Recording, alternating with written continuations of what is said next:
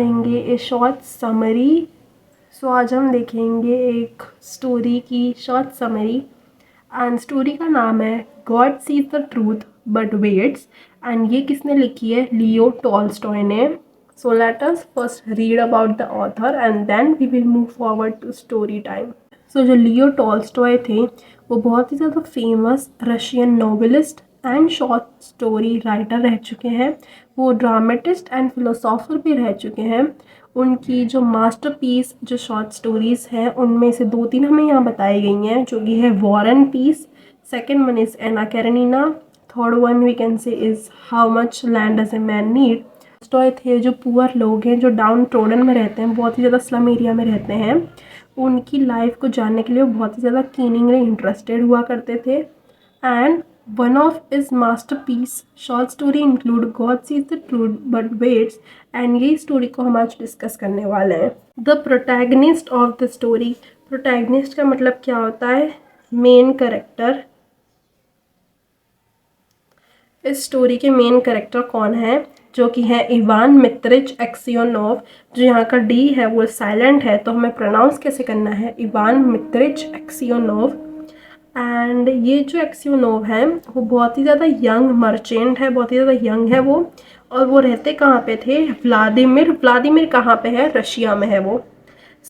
So Aksionov was handsome, fair hair and curly headed.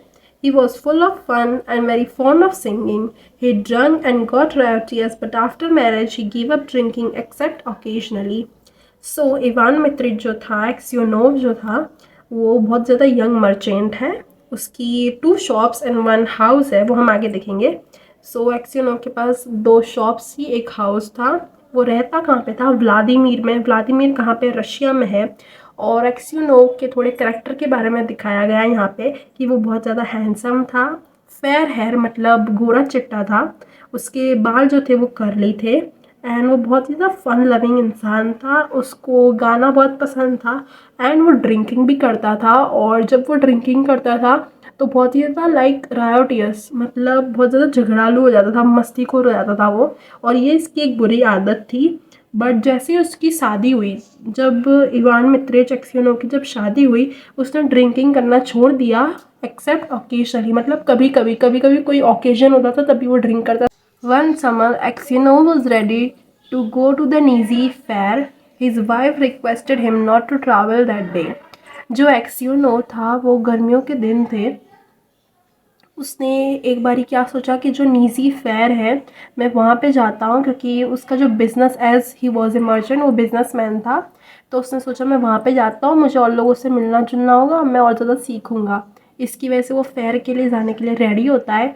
तो उसकी जो वाइफ थी उसने क्या बोला कि तुम मत जाओ। और उसने क्यों बोला था? क्योंकि उसकी जो वाइफ थी उसको एक बुरा सपना आया था। एक्सियोनोव ने पूछा कि क्या बुरा सपना आया था, तुम मुझे क्यों जाने से मना कर रही हो? तो उसकी वाइफ ने बोला, मैंने सपने में ये देखा कि तुम जो ये नीजी फेयर है वहाँ से जब तुम लौट के वापस आ रहे थे, तब तुमने अपनी कैप उठाई, मतलब कैप जो थी तुमने टुक ऑफ, मतलब तुमने उतारी जब अपनी कैप अपने सर पे से, तब तुम्हारे जो हेयर थे वो ग्रे हो गए, मतलब तुम बूढ़े हो गए। मैंने ये सपने में देखा। ये बात सुन के ही एक्सियोनोव बहुत ज़्यादा ज़ोर से हंसने लगा और उसने बोला, नहीं ऐसा कुछ नहीं होता, तुम ज़्यादा ही टेंशन ले रही हो, ऐसा कुछ नहीं होने वाला है, डोंट वरी। एंड उसने बोला कि तुम इस सपने के बारे में एक बुरा सपना समझ के भूल जाओ। और एक्सियोनोव ने नीजी फेयर जाने के लिए वो रेडी हो गया और उसने अपनी जर्नी स्टार्ट कर दी। When Aksionov had traveled halfway, he met a merchant he knew. They stayed at the same inn and had tea together and went to the bed in adjoining rooms. So, रात का समय था, वो रास्ते पे जा रहा था एक्सियोनोव, उसको अपने जान पहचान का ही एक मर्चेंट मिल गया रास्ते पे। तो वो दोनों साथ में जो सेम इन, मतलब सेम होटल जो था उसमें साथ में रुके, उन दोनों ने चाय वाय पी। फिर उसके बाद एडजॉइनिंग, मतलब पास ही पास में जो उनका रूम था उसमें वो लोग सोने चले गए। फिर अर्ली मॉर्निंग एक्सियोनोव ने अपनी जर्नी फिर से स्टार्ट कर दी रात में रेस्ट करने के बाद। एंड 25 माइल्स जो था वो अवे गया ही था। तो उसका घोड़ा जो था वो थक गया था, तो उसको घोड़े को चारा खिलाने के लिए वो दोनों रुक गए, घोड़ा और एक्सियोनोव। और तभी एक्सियोनोव भी थोड़ा रेस्ट करने लगा। उसने वहाँ पे एक पैसेज देखा, एक इन देखा, तो वहाँ पे वो रुक गया। फिर जिस होटल में वो रुका था उसने सामोवार ऑर्डर किया था। सामोवार क्या होता है, बहुत ज़्यादा रशिया में पुराने ज़माने की बात है, पुराने ज़माने में वहाँ पे जो टी थी उसको हीट करने के लिए जो एक कंटेनर यूज़ करा जाता था उसको हम सामोवार बोलते थे पुराने ज़माने में रशिया में। सो एक्सिनो जो था वो थक गया था, उसने गिटार बजाया एंड वो थोड़ा एन्जॉय कर रहा था। फिर क्या हुआ, थर्ड पार्ट में हमें यहाँ दिखाया गया है लीगल इन्वेस्टिगेशन। दूर से उसने देखा कि एक ट्रॉइका मतलब क्या, 3 घोड़ों वाली एक गाड़ी जो होती थी पुराने ज़माने में वो उसके सामने की ओर आ रही थी और उसमें 2 सोल्जर भी बैठे हुए थे और धीरे धीरे वो एक्सिनो के और पास आते जा रहे थे। They asked him many question about where he was previous night and what he did. He answered the question truthfully. जो दोनों सोल्जर्स थे उन्होंने एक्सिनो से क्वेश्चन पूछा कि तुम कल रात कहाँ पे थे, तुमने क्या किया, हमें सच सच बताओ। तो एक्सिनो ने बोला कि हाँ ठीक है मैं सच सच बताता हूँ, लेकिन एक्सिनो जो था वो घबरा गया था। The police officer also said that the merchant with whom Aksionov spend the last night had been found with his throat cut. So Aksionov सब कुछ सही से जवाब तो दे रहा था, लेकिन उसने पूछा कि सर आप मेरे से ये सब सवाल जवाब क्यों पूछ रहे हो, मैंने करा क्या है आखिर। तो तब उन ऑफिसर ने बताया, उनमें से एक जो ऑफिसर था वो बोले कि जिसके साथ तुम लास्ट नाइट जिस मर्चेंट के साथ तुम रुके थे लास्ट नाइट उसकी हमें गर्दन कटी हुई मिली है। तो एक्सिनो बहुत ज़्यादा डर गया और पुलिस वालों ने बोला कि तुम हमें तुम्हारा लगेज दिखाओ। तो एक्सिनो ने बोला कि हाँ ठीक है सर देख लो, मैंने तो कुछ करा ही नहीं है, तो मैं फिर किस बात के लिए मैं हिचकिचाऊँ। उन्होंने एक्सिनो का जो लगेज था वो सब चेक करा, बैग चेक करे एंड उस बैग में से उनको एक ब्लड स्टेन नाइफ मिला, मतलब खून से लदा हुआ एक नाइफ जो था उनको मिला।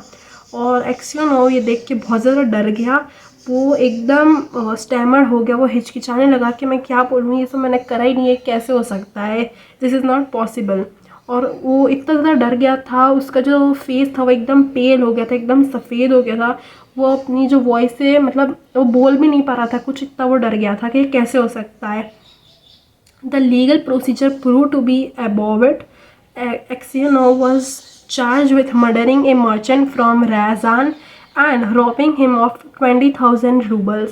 So इसी की वजह से वो बहुत ज़्यादा डर गया, वो कुछ बोल ही नहीं पाया अपने पक्ष में कि मैंने नहीं करा है, क्योंकि उसने अपने बैग में से एक ब्लड स्टेन नाइफ पाया एंड इसी की वजह से उसके ऊपर एक लीगल दावा लग गया था कि उसी ने उस मर्चेंट को मारा था और एक्सिनो ने उस मर्चेंट के 20,000 रूबल्स चुराए हैं। जो एक्सिनो था उसको जेल पे भेज दिया गया था। उसकी वाइफ और उसका जो बेटे थे मतलब चिल्ड्रन थे वो सब मिलने आए थे और उसकी वाइफ ने उसको उसकी बैड ड्रीम के बारे में याद दिलाया।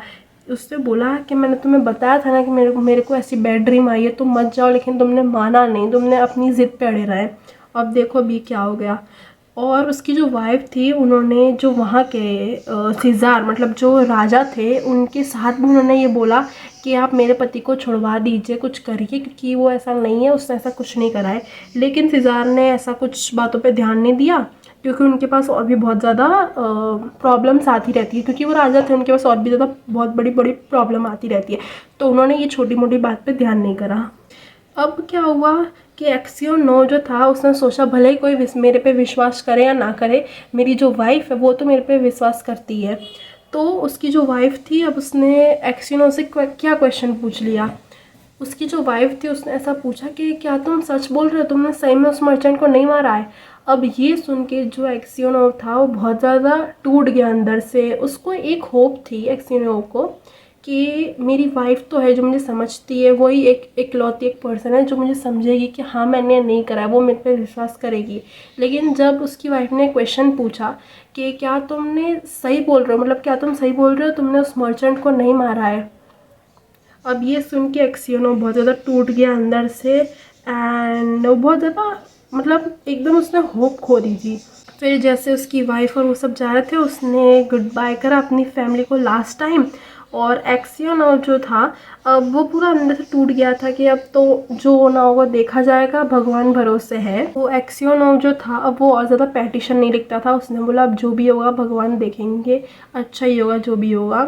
लेकिन अब क्या हुआ, अब उसको साइबेरिया भेज दिया गया था, किसके साथ, अदर कन्विक्ट, दूसरे जो गुनहगार थे अपने अलग अलग गुनाह के लिए जो पकड़े गए थे उनके साथ एक्सियोनोव को भी साइबेरिया भेज दिया। For 26 year Aksionov lived as a convict in Siberia. 26 साल तक एक्सियोनोव वहीं पे साइबेरिया में रुका था as a convict. His mirth was gone and his hair turn grey. जो उसका चुलबुलापन था, जैसे वो फॉन्ड ऑफ सिंगिंग, उसको बहुत चीज़ों का शौक था, राइट, बहुत ज़्यादा फन लविंग इंसान था, अब वो सब उसका चला गया। वो एकदम दुखी रहने लगा था, बहुत ज़्यादा अलग हो गया था वो, और बहुत ज़्यादा नम्रता, मतलब उसके में बहुत ज़्यादा नेचर में चेंज आ गया था। His fellow prisoner respect him and call him grandfather and the saint. जो उसके साथी के कन्विक्ट थे, जो उसके साथ के लोग थे, जहाँ पे वो जेल पे रहता था, वहाँ के सारे लोग उसको ग्रैंड फादर बुलाने लगे थे और सेंट बुलाने लगे थे। जब भी कोई उनके जेल में प्रॉब्लम होती थी तो एक्सियोनोव ही डिसीजन लेता था। अब इसमें नया पार्ट शुरू होता है। इसमें क्या दिखाते हैं कि थोड़ा समय बीत गया था और साइबेरिया में जहाँ पे वो रहता था वहाँ पे एक नई गैंग वहाँ पे जेल में आई थी, and they told the tales of the crimes and how they were punish. और उन्हीं में से एक कन्विक्ट था जिसका नाम था मकार सेम्योनिच, एंड वो भी व्लादिमीर से था। तो जैसे ही एक्सियोनोव को ये मालूम चला कि वो भी व्लादिमीर से है, एक्सियोनोव के होम टाउन से, तो उसने पूछा कि क्या तुम्हें मालूम है कि एक फैमिली वहाँ रहती थी एक्सियोनोव नाम की, कि वो कैसे हैं अभी, उनकी फैमिली भी कैसी है। तो मकार सेम्योनिच ने बोला कि वो अभी भी वैसे ही हैं, और जो एक्सियोनोव था वो तो पकड़ा गया था, उसने गुनाह करा था, और उसकी फैमिली अभी भी रिच है, मतलब अच्छी खासी है। और ये सुन के एक्सियोनोव को लगा कि अच्छा ठीक है, मेरी फैमिली तो ठीक ठाक ही है। लेकिन एक्सियोनोव जो था उसको थोड़ा शक गया उस पर। अब वो हमें स्टोरी में आगे बताएंगे क्यों। The night Aksionov lay awake, the images of his wife and children floated in his mind. He recollected the entire sequence of events that led to his conviction. He was deeply grieved and wasted over 26 years of his life in prison and his premature old age. Aksionov जो है वो रात में जब सो रहा था तब उसको आँख जैसे उसने बंद करी एक्सियोनोव ने, तो उसकी जो चिल्ड्रन थे, उसकी जो वाइफ थी, उन सबके चेहरे उसके दिमाग में आने लगे। और वो सोचता था कि 26 साल मेरे बर्बाद हो गए, और वो बर्बाद भी हो गए और मैं बूढ़ा भी हो गया अपनी एज से पहले ही, प्री मैच्योर ओल्ड एज हो गई उसको, मतलब एज से पहले ही वो बूढ़ा हो गया। और 26 साल उसने इस जेल में बिताए जबकि उसका कोई कसूर नहीं था, जबकि जो गुनाह उसने करा ही नहीं था उसकी वजह से उसको जेल में रहना पड़ा, वो भी 26 साल तक। और थोड़ी देर बाद उसको एक आवाज़ सुनाई दी, जो कि किस चीज़ की आवाज़ थी, जो मकार सेम्योनिच तो था, जो एक कन्विक्ट था, वो एक टनल खोद रहा था। वो टनल इसलिए खोद रहा था क्योंकि उसको जेल से भागना था। अब ये एक्सियोनोव देख गया, तो मकार सेम्योनिच ने बोला कि तुम शांत रहना, अगर तुम शांत नहीं रहे तो मैं तुम्हें मार दूंगा। तो एक्सियोनोव ने बोला कि तुम्हें जो करना हो करो, एंड मैं किसी को कुछ नहीं बताने वाला हूँ। On the next day, team of soldiers noticed that one of their prisoner had applied some earth out of his boot. The prisoner was searched and the tunnel was found. And next दिन क्या हुआ, जो soldier थे, जो police वाले थे, उनको एक जो कन्विक्ट था उसके शूज़ में से रेती मिली और उन्होंने पकड़ लिया कि यहाँ कोई टनल खोद रहा है, और उनको वो टनल भी मिल गई। अब गवर्नर सब एक एक करके हर कन्विक्ट से क्वेश्चन पूछने लगे कि तुम्हें मालूम है कि किसने ये टनल बनाई थी, किसने खोदी। अब मालूम सबको था लेकिन बता कोई नहीं रहा था, क्योंकि जो मकार सेम्योनिच था उसने सबको धमकी दे के रखी थी कि कोई भी बताएगा नहीं, किसी ने मुझे बिट्रे करा तो उसको मैं छोड़ूंगा नहीं। तो गवर्नर फिर क्वेश्चन पूछते पूछते एक्सियोनोव के पास भी आए, तो उसने बहुत ज़्यादा स्ट्रगल के बाद एक्सियोनोव ने ये बोला, after some mental struggle he said it was not God's will that he should say anything. He also told the governor to do what he like with him as he was at his hands. अब जो Aksyonov है उसने बोला कि भगवान नहीं चाहते कि मैं बताऊं कि किसने करा है ये, किसने टनल खोदी थी, तो मैं नहीं बताऊंगा, एंड आपको जो करना हो मेरे साथ वो आप कर लेना। फिर क्या हुआ, late at night Semyonich told Aksionov that he was one who killed the merchant. अब ये सब देखने के बाद रात जब हुई तो वो जो मकार सेम्योनिच था उसको बहुत पछतावा हुआ कि मैंने एक्सियोनोव के साथ क्या कर दिया, मैंने उसकी पूरी ज़िंदगी ख़राब कर दी थी। एक एक गुनाह के कारण उसको 26 साल तक जेल में रहना पड़ा, जो कि वो मेरी वजह से हुआ था। और अभी इसने मेरा खुलासा करा भी नहीं कि मैंने टनल खोदी थी। कितना अच्छा है आदमी ये।